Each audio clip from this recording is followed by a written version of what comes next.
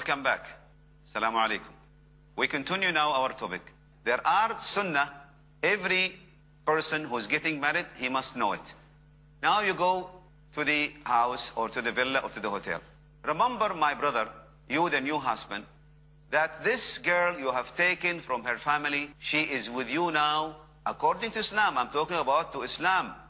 She is with you for the first time in her life. So the reason I say she is with you for the first time in her life, this is what is supposed to be in Islamic, society.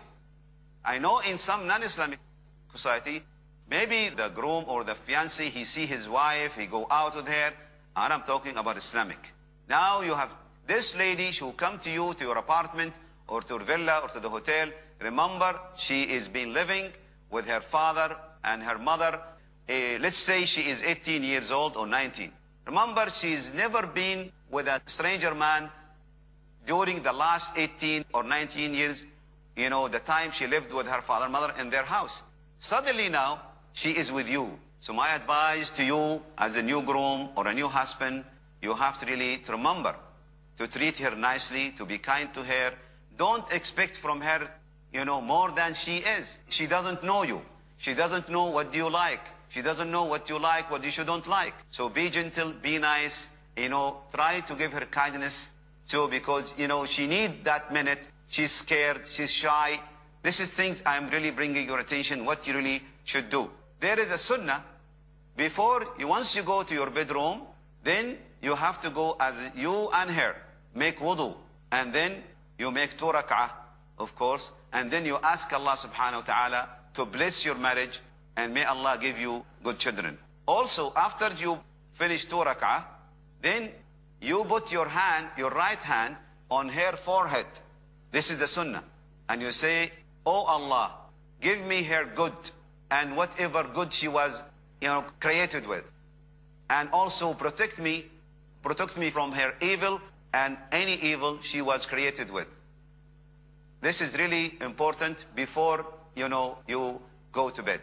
After making that dua, after you putting your hand on her head and you make the dua, there is another sunnah, which unfortunately forgotten by many Muslims. This sunnah, my brother and sister, should be done by all Muslims, especially husband and wife. Not only in the first day of the wedding, it should be done anytime. Anytime the groom and the husband and wife, they want to go to bed. That is sunnah, is saying, oh Allah, protect us from shaitan and protect what you are going to give us from shaitan. Which means that you protect us, me and my wife, from shaitan. Also protect, if you decided Allah to give us a baby or a son or a girl, also Allah protect our son or daughter from shaitan. Maybe some of you said, who can remember that time?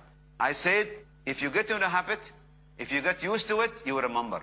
Each one of the husband, each one of the couple, the spouses, must remind at least, in the first night of the first wedding. But it is a good thing that you really remember this. Now, alhamdulillah, here you go. The wedding is over. After 9 months, let's say or assume that after 9 months now, or after 1 year, you have a baby. Okay, Allah now give you a baby after 1 year or 2 years. What you should know as a father about this baby. Before that, what is your responsibility as a husband toward your wife while her pregnancy? Unfortunately, and I know many cases really, there are some husbands, he really doesn't care. He knows nothing about his wife during her pregnancy. Once the woman gets pregnant, there is many changes, happen to her. There is many things really happen to her. Something has nothing to do with her. It's out of her hand. Because this is to do with hormone. Because of things, also it's something to do with the uterus, something to do with the womb.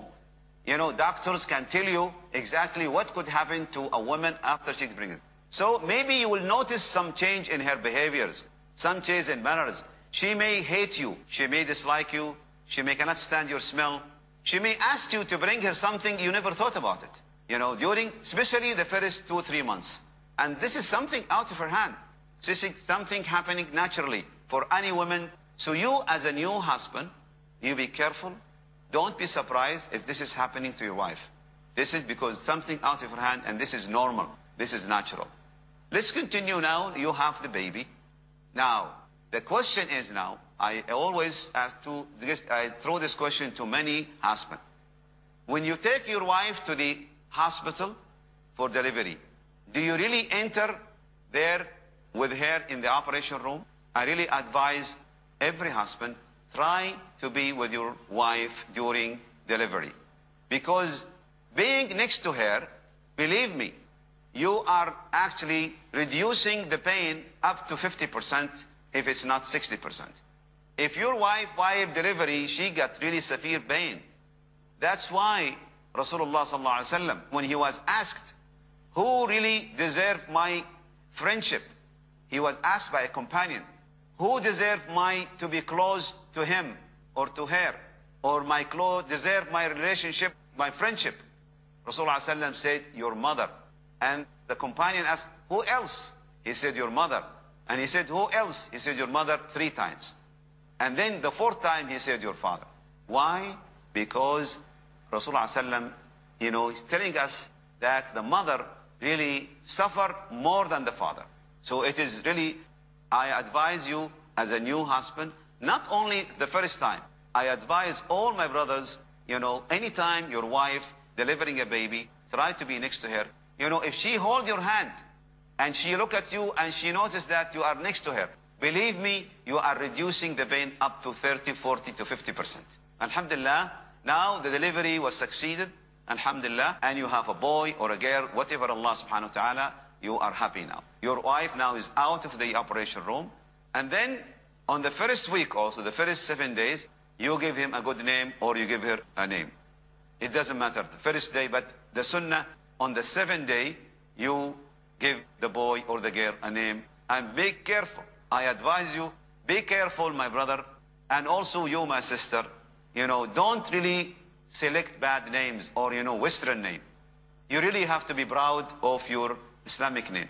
Give him name, if he's a boy, Abdullah, Abdul Rahman, Abdul Rahim. This good name. Don't call him, these new names. If a girl, call her Fatima, Khadija, Maryam.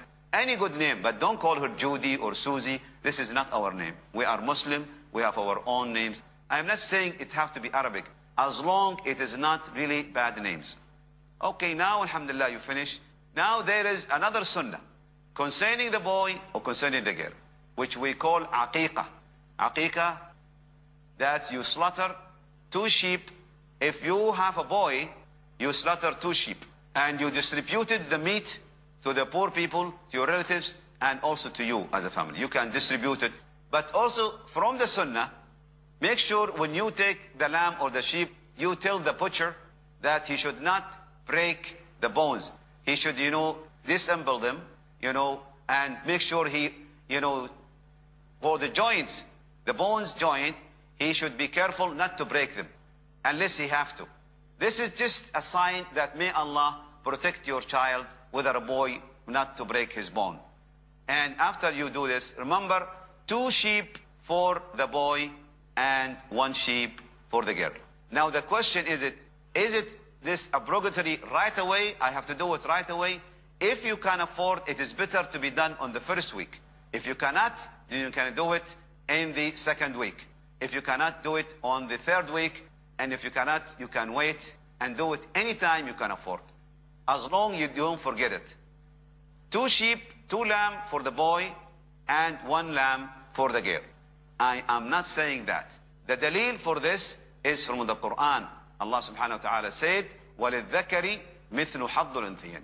The male has twice more than the female. The male has twice more than the female. So Allah is giving the decision, not me. Now, if you could not done this at all as a father, you could not afford to do it. You just wait. If he's a son, then you tell him after he grow up and after he get a job, you should remind him, tell him, my son, I couldn't afford to slaughter aqiqah for you, so I just wanted to know, don't forget it for yourself. Maybe your son having better job than you, maybe he can afford, but it is your responsibility as a father to remind him if you could not done it in the past. Same thing for the girl. If you could not do it for the girl, your daughter, you should tell her also maybe she got a job, she become a good, got to find a good job and a good income, then she can do it for herself. Now, both of them, alhamdulillah, you grow up and, the same thing you've done yourself towards your son or towards your girl, the same thing that your son, the one who grew up, he also have to remember to do same as the father when he wants to get married.